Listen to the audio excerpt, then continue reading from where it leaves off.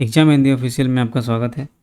जैसा कि हमने एक टारगेट रखा है 1000 क्वेश्चन का हिस्ट्री के, तो उसके ऊपर हम आगे बढ़ते हुए सेट 12 पर आज आए हैं, जो कि 2676 से लेकर 300 क्वेश्चन को पूरा करने वाले हैं। लगभग 1 तिहाई आज पूरा कर लेंगे। तो ये क्वेश्चन क्यों लाया है मैंने, क्योंकि बहुत सारे चैनल पे मैंने देखा है कि जो स्तरीय है, जो लेवल क्वेश्चन है, जैसे एग्जाम के लिए आपको पढ़ना है, वो सब आपको नहीं मिलता है वहाँ। जितने भी मैं यूट्यूब चैनल को देखा हूँ, वो सब क्या है कि बस एक मेन जो क्वेश्चन होता है, मोटा मोटी जो क्वेश्चन होता है, जो हल्के क्वेश्चन होते हैं, उन्हीं को आप रिपीट कर करके देख रहे हैं। तो इसके लिए सॉल्व करने के लिए मैंने ये लाया है कि जो भी क्वेश्चन है, ये एक लेवल का क्वेश्चन है। ये नेट से क्वेश्चन, नेट में, यूपीएससी में, स्टेट पीसीएस में पूछे जाने वाले सब क्वेश्चन हैं। इसका अगर आप तैयारी करते हैं तो आप जितने भी एग्ज़ाम हैं, नहीं चाहे वो ग्रुप डी का हो, चाहे वो आईएएस बनने का है, चाहे वो प्रोफेसर बनने का, सबका इसमें से आप तैयार कर सकते हैं। तो इसमें क्या है कि अभी हम लोग एक 1000 का सीरीज स्टार्ट किया हूँ। ये ऑब्जेक्टिव क्वेश्चन चेक करने के लिए आपको है, आपके आपके लिए यह क्या करेगा, काम क्या करेगा। यानी सबसे पहले तो आपकी रिकॉलिंग कैपेसिटी बढ़ाएगी। यानी कि जब होता है ना कि एग्ज़ाम में गए, एग्ज़ाम हॉल में, और याद ही नहीं आ रहा है, तो इसको ये सॉल्व करेगा। क्योंकि आप जो है इस पर पॉज करके, रोक करके पहले अपना आंसर बताएंगे, फिर आप इसको हमारा आंसर सुनेंगे। और दूसरा, ये ऑनलाइनर की तरह भी काम करेगा। यानी कि आप जो भी आप सुनना सिर्फ चाहते हैं, तब भी आपको समझ में आएगा, हाँ इसका आंसर ये होगा, इसको मुझे याद रखना है। अगर आप नोट्स बनाना चाहते हैं तो नोट्स भी बना सकते हैं। यानी कि सबके लिए यह उपयोगी प्रैक्टिस सेट है। इसके साथ ही हम आगे चलते हैं। आज देखिए कौन कौन सा क्वेश्चन आया है। आज पहला क्वेश्चन है कि निम्नलिखित अंग्रेजों में से कौन तुर्की भाषा में प्रवीण था और किसे जो है 4000 का मनसब मनसब प्राप्त हुआ था। यानी कि 4000 का मनसब भी प्राप्त हुआ था और उसको इंग्लिश खां अथवा फिरंगी खां का खिताब भी प्राप्त हुआ था। तो इसका आंसर है, देखिए, हॉकिंस। ये हॉकिंस जो आया था वो जहांगीर के दरबार में आया था 1608-9 ईस्वी में। इसी समय जब आया था तो बोला व्यापार करने का अनुमति लेकर आया था। तो उस समय जहांगीर ने क्यों इसको दिया, क्योंकि यह जहांगीर खुश हो गया, क्योंकि ये तुर्की भाषा जानता था। तो उसको आश्चर्य हुआ, अरे अंग्रेज तुर्की भाषा में प्रवीण है, यानी कि ये तो हमारे लिए महत्वपूर्ण हो सकता है। इसलिए इसको 400 का मनसब प्राप्त हुआ। पहले एक मनसब दिया जाता था, अभी हम इसमें डिटेल में पढ़ेंगे मनसब मनसब किसको कहते हैं। उसमें एक क्वांटिटी फिक्स थी कि इतने के मनसब रहेंगे, उतना उसको सैनिक रखना होता था, अपने खर्चे पर होता था। लेकिन जब वो राजा मांगते थे, जब बादशाह उनको मांगते थे कि हमारे साथ चाहिए, हमें लड़ाई के लिए, जीतने के लिए चाहिए, तो उनको देना पड़ता था। उसके बदले में उसको जो बादशाह होते थे उनको पैसे देते थे, या फिर उनको जो मनसबदार होते थे उनको ज़मीन दे देते थे कि इनके ऊपर टैक्स आपको, आप टैक्स लीजिएगा इनसे वो। तो नेक्स्ट क्या है कि इसको इंग्लिश खां एवं फिरंगी खां का खिताब भी दिया था उन्होंने। अब नेक्स्ट क्वेश्चन पर आते हैं। शेर शाह द्वारा भू राजस्व के अतिरिक्त जनहित के उपयोग हेतु लिए जाने वाले अतिरिक्त कर का परसेंटेज कितना था। यानी कुल राजस्व देय का कितना परसेंट था जो कि शेर शाह ने जमीन वाला जो टैक्स था, लगान था, उसके अलावा जनहित के कार्य के लिए किया लिया था। इसका आंसर हो जाएगा 2.5%। 2.5% जो था, जितना टैक्स ज़मीन पर तो आपको ले ही रहे हैं, फसल पर ले ही रहे हैं, लेकिन उसके अलावा जो है 2.5% आपको और देना है, ताकि जनहित के लिए कार्य कर सके। तो उस समय जो शेरशाह के समय में था, लगान का 3 तरह का पद्धति होता था। उसमें बटाई होता था, बटाई या गल्ला बख्शी उसको बोलते हैं। उसके साथ ही बख्शी बोलते हैं। उसके साथ ही नस्क या मुक्तई था, इसको कनकुत भी बोला जाता था। और नगद भी था, नकदी या जाब्ती एक ही होता है। ये सब इम्पोर्टेंट टर्म है, क्योंकि मैं ऐसे नहीं बोल रहा हूँ, जितना भी बोल रहा हूँ सब जो है सारे ऑब्जेक्टिव क्वेश्चन इससे बन सकते हैं। तो हर एक बात को आपको ध्यान देना है, क्योंकि मैं कम समय में आपको बहुत सारे क्वेश्चन इसमें साथ साथ में देता हूँ। तो ध्यान से सुनिएंगे और ध्यान से इसको समझेंगे, और लिखना होता तो लिख भी सकते हैं, आप सुन भी सकते हैं। तो उसमें 3 तरह का बटाई जो है, खेत बटाई, होता था, जैसे खेत बटाई, लंक बटाई, रास बटाई। जो राजा का हिस्सा होता था वो 3-4 तरह से वो लेते थे। और उस समय शेरशाह के शासन काल में जरीवाना जो था, जरीवाना को सर्वेक्षण शुल्क बोला जाता था, इसे लेते थे। और मुँहसिलाना भी था। मुँहसिलाना का मतलब होता है कर संग्रह, मतलब जो टैक्स संग्रह करने के लिए भी, जैसे कि अगर मान लो किसी से हेल्प लेके किया या राजा किया तो उसके लिए भी परसेंटेज देना पड़ता था। जरीवाना होता था 2.5%। अब मुँहसिलाना जो होता था वो 5% होता था। इसके अलावा 2.5% टैक्स होता था। नेक्स्ट, किस आधुनिक इतिहासकार ने सतनामी विद्रोह को अंग्रेजों औरंगजेब की धार्मिक नीति के विरोध में हिंदू प्रतिक्रिया की संज्ञा दी है? यानी कि कोई इतिहासकार है, सतनामी विद्रोह को बोला है कि वह हिंदू धर्म के धार्मिक नीति के विरोध में अंग्रेज औरंगजेब ने विद्रोह किया था, मतलब लड़ाई किया था। औरंगजेब के मुस्लिम धर्म के विरोध में हिंदू के द्वारा प्रतिक्रिया हुआ था। यह जो इतिहासकार थे VD महाजन थे। उस समय जो था औरंगजेब की जो धार्मिक नीति के विरोध में 1617 ईस्वी में नारनौल नामक स्थान में एक धार्मिक संगठन का नाम था सतनामी। उन्होंने ही क्या किया, विरोध कर दिया। ये सतनामी कौन चलाया था? ये जगजीवन दास जो थे, इनका नाम था जगजीवन दास, इन्होंने नहीं चलाया था। इसमें कौन थे? इसके अनुयायी जो थे निम्न जाति के लोग थे, जो कि उच्च जाति से सुरक्षा, निम्न जाति के लोग थे, उच्च जाति से सुरक्षा चाहते थे। तभी जो है ये इन्होंने विद्रोह किया था। उसके साथ साथ ये क्या करते थे, अस्त्र लेके चलते थे। बाद में क्या हुआ भाई, फिर 1672 ईस्वी में झड़प होना शुरू हो गया 1672 ईस्वी में। ये विद्रोह का रूप ले लिया। अब नेक्स्ट क्वेश्चन पर आते हैं। मुगल भू राजस्व प्रशासनिक शब्दावली में जिहाद क्या था? यानी अभी जिहाद भी टर्म जो है बहुत हो रहा है, लेकिन जिहाद उस समय था जो मुगल भू राजस्व प्रशासनिक शब्दावली में एक टैक्स था। यानी निर्धारित करों के अतिरिक्त एक टैक्स था। यानी कुछ टैक्स लगता था, ठीक है, खेत पर लगता था और बाकी ज़मीन पर लगता था या तो फिर फसल पर लगता था। उसके अलावा एक जिहाद, एक अलग से उसको टैक्स देना पड़ता था। कहा जाता है कि जो मुस्लिम शासक थे वो हिंदुओं की सुरक्षा के लिए जिहाद लेते थे। उसमें से कई लोगों को, कई कैटेगरी को बात भी कर देते थे, जैसे ब्राह्मणों से नहीं लिया जाता था और बाकी जो निर्धन थे उससे भी नहीं लिया जाता था। और नेक्स्ट चलते हैं। निम्नलिखित में से कौन चित्तौड़ की संधि की शर्तों के विषय में सही नहीं है? यानी चित्तौड़ की संधि तो चित्तौड़ की संधि जो है राणा अमर सिंह और जहांगीर के साथ में हुआ था। जहांगीर का कंडीशन क्या है? जहांगीर प्राचीन राजपूत वंशों को समाप्त करने के पक्ष में नहीं था। ये गलत है? हाँ सही है। ये मतलब आंसर हो गया। यह जो राजपूत राजपूत से तो वो लड़ाई कर ही रहा था, तो ये समाप्त करने के पक्ष में क्यों नहीं रहेगा? वो तो चाहता था कि जो हमारा कंपटीटर है उसको हम उसके ऊपर विजय प्राप्त कर लें। बाकी ये सब तो सही है। राणा को चित्तौड़ सहित मेवाड़ पुनः प्रदत्त किया गया, ये सब जो था कि कंडीशन था। मेवाड़ जो है फिर से दे दिया, किला वगैरह फिर से क्यों दे दिया? क्योंकि उन्होंने जो था वो अपना जो अधीनता स्वीकार कर ली। पहले क्या था कि अधीनता स्वीकार कर लो, टैक्स देना शुरू कर दो, बस हो जाता था, फिर लड़ाई करने की ज़रूरत नहीं पड़ती थी। नेक्स्ट था कि राणा पर जो मुगल लोग क्या थे, जीतने के बाद बोलते थे कि विवाह कर लो, हमारे किसी पुत्र से कर लो या खुद से, मतलब किसी वैवाहिक संबंध स्थापित करते थे। तो उस समय क्या हुआ था कि राणा को जो ये छूट डाल दिया गया कि आप जो है, दबाव नहीं था, ये विवाह संबंध जो है नहीं कर सकते हैं आप। और इसके साथ से इनका बेटा जो कर्ण था, महाराजा कर्ण, इनको 5,000 का मनसब प्राप्त हुआ था। नेक्स्ट क्वेश्चन पर आते हैं। निम्नलिखित में कौन एक मुगल मनसबदारी व्यवस्था के विषय में सही नहीं है? मनसबदारी व्यवस्था क्या है? मनसब का जो अर्थ होता है वो पद होता है। मनसब मतलब पद होता है। मनसब मतलब होता है पद से मतलब होता है। और इस पद पर जिस व्यक्ति को बिठाया जाता था उसको मनसबदार कहते थे। मनसबदार कहते थे।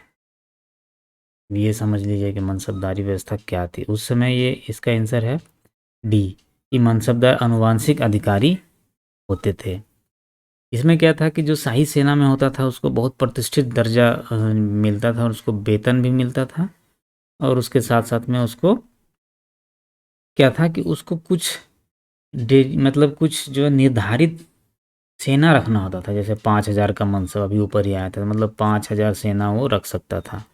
2,000 का मनसब मतलब 10 से लेकर 10,000 तक उस समय चलता था, इतना का मनसब इसके बीच में मनसब को बाँटते थे। और यह जो मनसब था वो चंगेज़ खां का दशमलव प्रणाली के अंतर्गत मतलब था, यानी कि 10 में ही रहता था हमेशा। 1,000, 10,000, 100 इस तरह से था। 5,000, 3,000, 2,000 मतलब 0.2 रहना ही रहना है। 2,500 के ऊपर हो जाता था तो वो अमीर-ए-उम्दा कहलाता था। इसको हम अलग से डिटेल करेंगे। तो एक जात और संवार समझ लीजिए। जात का मतलब होता था उस समय कि वेतन या प्रतिष्ठा। वेतन और प्रतिष्ठा जो कहलाता था वो जात से समझा जाता था। और उसके साथ सवार, सवार में भी होता था कि वो कितना घुड़सवार 10 घुड़सवार रख सकता था। नेक्स्ट आते हैं। पानीपत के तृतीय युद्ध में विजय के बाद एवं भारत छोड़ने से पूर्व अहमद शाह अब्दाली ने भारत का सम्राट बादशाह किसे घोषित किया था? यानी ये जब हुआ,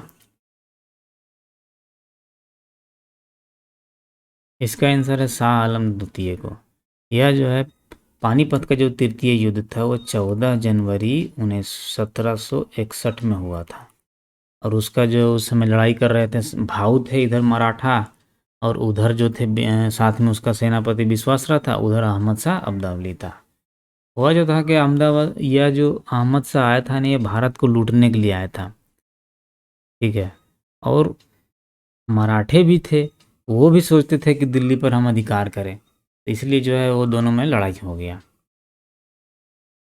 नेक्स्ट जो है बाद में इसका जो अंतिम जो है परिणति क्या हुआ कि नजीबुद्दौला जो था वो पानीपत के युद्ध में जो है पानीपत के युद्ध के बाद में शासन कर रहा था।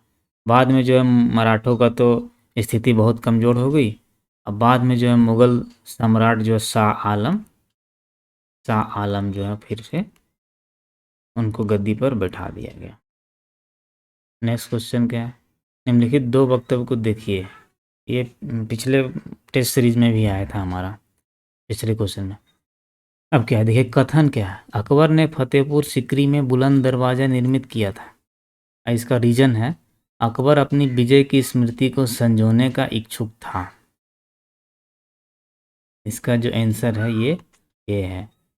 ए और ए तथा आर दोनों सही है तथा ए की सही व्याख्या आर है, यानी ये दोनों सही हो गया। ये बुलंद दरवाज़ा भी निर्मित किया था, उसके साथ साथ में ये जो अपना जीता था उसको भी वह निर्माण मतलब ऐतिहासिक रूप से हो जाए। इसका जो बार बार पूछा जाता है ना किस पत्थर से निर्मित था, तो ये लाल और बलुआ पत्थर से निर्मित था। लाल बलुआ पत्थर से निर्मित था यह दरवाज़ा, ठीक है। इसका दरवाज़ा 134 फीट है, 34 फीट है, और इसकी जो ऊंचाई है 176 फीट है। नेक्स्ट क्वेश्चन पर आते हैं। शिवाजी के शासनकाल में पेशवा कौन था? शिवाजी के शासनकाल में जो मोरोपंत पिंगले था ये था। 285। नेक्स्ट क्वेश्चन आते हैं। निम्नलिखित अभियानों में से किस एक में अहमद शाह अब्दावली ने दिल्ली के साथ साथ मथुरा वृंदावन को भी नष्ट कर दिया था? तो इसका आंसर हो गया डी, यानी 1756 ईस्वी में चतुर्थ अभियान में मथुरा वृंदावन को नष्ट किया। फिर नेक्स्ट क्वेश्चन, पुरंदर की संधि में मुगलों को प्रदान किए गए दुर्गों में से कौन सा दुर्ग शिवाजी के द्वारा पुनर्विजित नहीं किया जा सका? महुली का, यानी जब पुरंदर की संधि में शिवाजी के साथ महाराजा जय सिंह के साथ जब संधि होता है दोनों में 22 जून 1665 ईस्वी में, उस समय क्या था कि शिवाजी का जो है मुगलों को 23 किला देना पड़ा था, जिसकी जो उस समय 4 लाख हुन प्रतिवर्ष जो उसकी आमदनी थे। फिर और बहुत सारे जो है उन्होंने कंडीशन रखे थे, और संभाजी को भी उन्होंने मुगल दरबार में भेज दिया था तो उसमें से जो था वो पाहुली जो है, बाद में तो शिवाजी ने सब उनसे जीत लिया था, लेकिन ये माहुली का है वो नहीं जीत पाए थे, वो मुगलों के पास ही रह गया। नेक्स्ट क्वेश्चन, किस संधि द्वारा इंग्लिश ईस्ट इंडिया कंपनी को बंगाल, बिहार एवं उड़ीसा के दीवानी अधिकार प्राप्त हुए थे? यह बहुत ही इम्पोर्टेंट है। इसमें जो यह इलाहाबाद के संधि जो थे, इसमें जो है उसने बंगाल, बिहार और उड़ीसा का दीवानी का अधिकार अंग्रेजों को मिल गया था, जो कि हुआ था 16 अगस्त 1765 ईस्वी को हुआ था। उस समय क्लाइव जो था, बक्सर युद्ध के बाद क्लाइव आया था, ठीक है। तो इसमें इलाहाबाद और कड़ा जिला जो है शाह आलम द्वितीय की, उसमें बहुत सारा टेक्निक यूज किया गया था। अंग्रेज लोग बहुत चालाक थे, वो धीरे धीरे धीरे करके पूरा इंडिया को उन्होंने कब्जे में लिया था। नेक्स्ट चलते हैं, निम्नलिखित में से किस अधिनियम के द्वारा नियंत्रक मंडल की व्यवस्था की गई थी? नियंत्रक मंडल जो था वो पीट इंडिया एक्ट, पीट्स है यहाँ पर ऐसे है, पीट्स इंडिया एक्ट 1784 जो है, उसमें नियंत्रक मंडल आ गया था, मतलब बोर्ड ऑफ कंट्रोल आ गया था उस समय, जो कि सैनिक असैनिक, मतलब सैनिक असैनिक हो गया, और जो रेवेन्यू देखता था, राजस्व देखता था, इसके लिए एक बोर्ड कंपनी में आ गया था। उसमें बहुत सारे थे, एक चांसलर ऑफ एक्सचेंजर था, उसके साथ साथ में 4 प्रीवी काउंसिल के सदस्य होते थे, और उसी समय द्वैध प्रणाली भी आ गया था। ये सब कंट्रोल था, वो कागज़ का जांच पड़ताल वगैरह कर देता था, वो आदेश देता था क्या करना है, मतलब जो भी काम अगर कंपनी कर रही थी उस समय, तो इसका जो है बोर्ड ऑफ कंट्रोल जो है, नियंत्रण मंडल, इससे सहमति ले करके ही कुछ कर सकते थे। नेक्स्ट, झांसी की ब्रिटिश साम्राज्य के विलय के समय निम्नलिखित में से कौन झांसी का ब्रिटिश एजेंट था? इसका आंसर हो जाएगा मेजर एलिस। एलिस जो था उस समय झांसी का ब्रिटिश एजेंट था, जब उन्होंने अपने साथ मिलाया था। तृतीय आंग्ल मैसूर युद्ध के समय भारत का गवर्नर जनरल कौन था? ये थर्ड आंग्ल मैसूर युद्ध के साथ में यह जो था, यह लॉर्ड कॉर्नवालिस था, ठीक है। यह जो इस तृतीय थर्ड जो है बार कब हुआ था? 1790 से 92 के बीच में। इसका एक ट्रिक है, मैं बताऊंगा, बहका बली, बहका बली, ठीक है।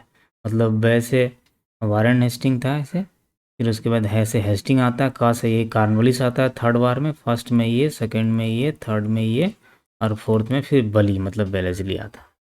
नेक्स्ट चलते हैं, वांडीवास का युद्ध 1760 ईस्वी में लड़ा गया था, ये क्या था? तो यह जो था, यह इसका आंसर हो जाएगा ए, ब्रिटिश एवं फ्रांसीसी कंपनी के बीच में।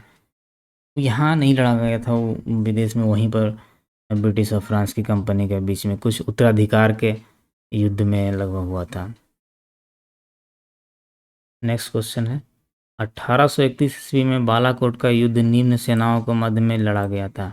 नहीं, बालाकोट का युद्ध जो है, याद रखिए, एक तो रिसेंटली में भी बालाकोट अटैक हुआ था, ये बालाकोट अटैक नहीं है, ये उस समय का 1831 का बालाकोट युद्ध है। इसका आंसर हो जाएगा राजा रंजीत सिंह और सैयद अहमद बरेवली के बीच में हुआ था।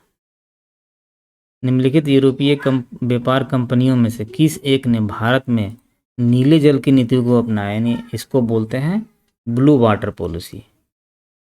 ये अगर आपने पढ़ा होगा हिस्ट्री तो ज़रूर जानते होंगे, ब्लू वाटर पॉलिसी जो था वो पुर्तगाली कंपनी ने अपनाया था इसको। यह नीति जो कौन अपनाया था? तो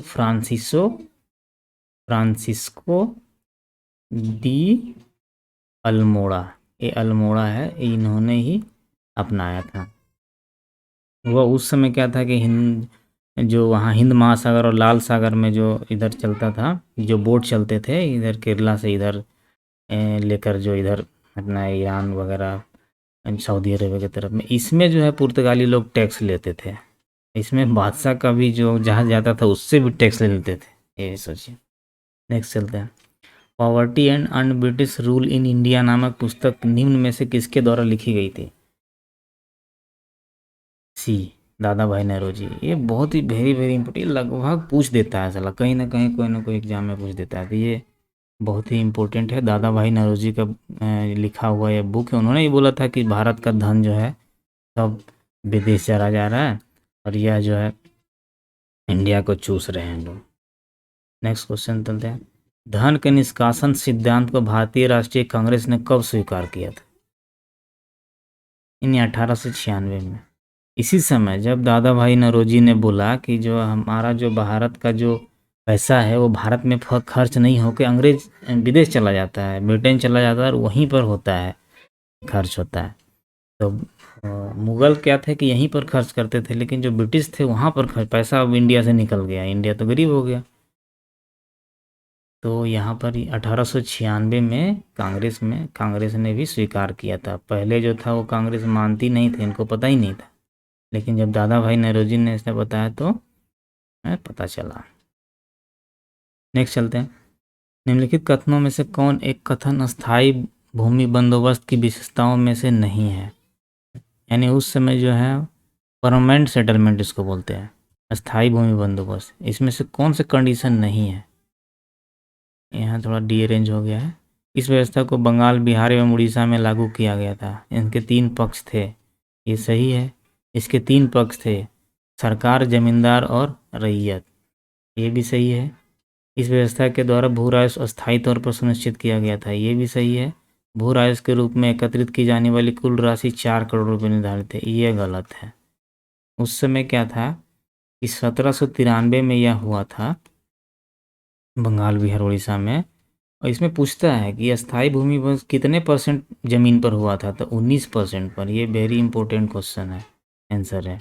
उस समय क्या होता था कि लगान को 1/11, मतलब पूरा जो लगान था ना 11 भागों में बांटा जाता था। जैसे जितना टैक्स कलेक्शन हुआ उसमें से उसको 11 भाग में बांटेगा, फिर उसमें से 10/11 भाग सरकार रखेगी, फिर 1/11 भाग जो बचेगा वह जो है लेगा कौन?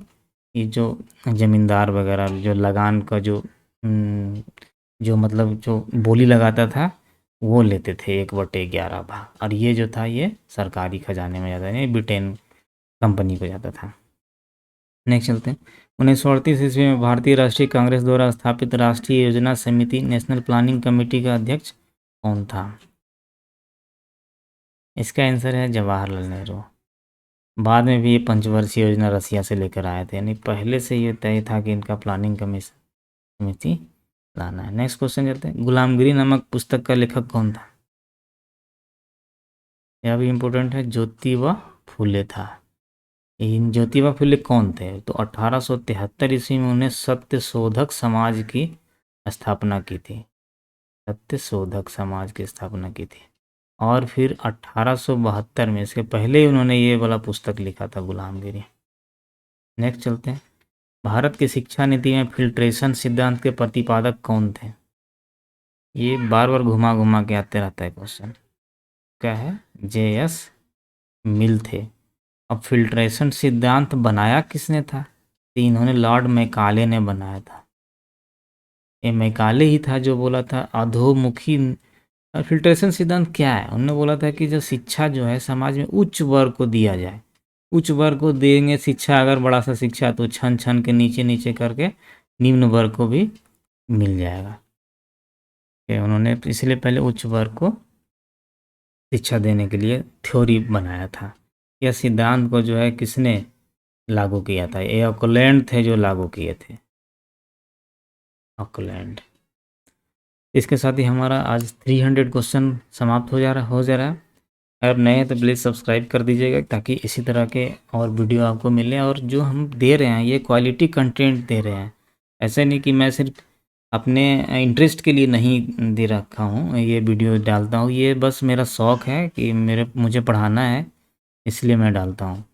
तो यह जो है फ्री में है टोटली, आप इसका एंजॉय कीजिए और इससे आप जो है अपना वैल्यू एडिशन कीजिए। आप कहीं भी कुछ भी पढ़ रहे हो कोई दिक्कत नहीं है, लेकिन आप इसमें से भी पढ़िए और इसको आप अपने जो पढ़ते हैं उसके साथ भी मैच करिए कि क्या कंटेंट कैसा है और क्या आपको इससे थोड़ा सा इन्हांसमेंट हो रहा है, यानी आप जो पढ़ रहे थे उसका लेवल क्या था और जो आपने 25 क्वेश्चन तैयार किया है उसका लेवल क्या है, आपको पता चल जाएगा कि इसका लेवल कितना उससे हायर है।